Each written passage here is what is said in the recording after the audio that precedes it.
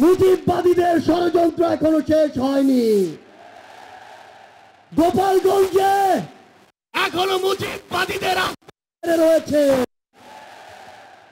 মুজিববাদীরা বাংলাদেশের বিভিন্ন জায়গায় সক্রিয় রয়েছে।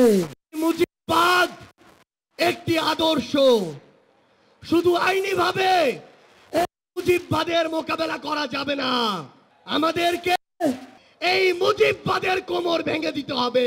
এই মুজিববাদের প্রশ্নে, এই স্বৈরাচারের প্রশ্নে অভ্যুত্থানের সকল শক্তিকে ঐক্যবদ্ধ থাকতে হবে। এই বাংলাদেশে আবারও নতুন করে মুজিববাদী ভারতপন্থী শক্তিগুলো এখন সক্রিয় হচ্ছে।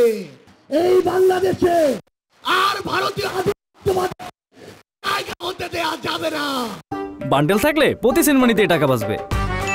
বিকাশ সেনমানি বান্ডেল কিনে জিতুন প্রতি লেনদেনে। হাজারের অধিক ছাত্র জীবন দিয়েছে। আমার হাজার হাজার সহযোদ্ধা আজকে আমার সামনে রয়েছে।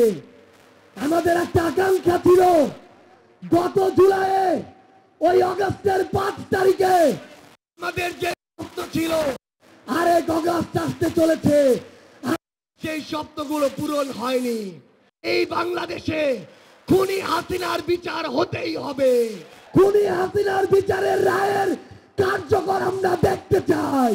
ক্ষমতার তোষামত করা বাহিনী হিসাবে আমরা দেখতে চাই না। আমাদের সংখ্যালঘু ভাই বোনদের অধিকার আমাদের নিশ্চিত করতে হবে। ফ্যাসিস্ট বিরোধী 24-এর শক্তি আমাদের ঐক্যবদ্ধ থাকতে হবে। কেউ যদি চাঁদাবাজি করে আমরা সেটা মুখের উপরে বলবো। কেউ যদি সিন্ডিকেট চালায় আমরা সেটাও বলবো। কেউ যদি দখলদারিত্ব করে আমরা সেটাও বলবো।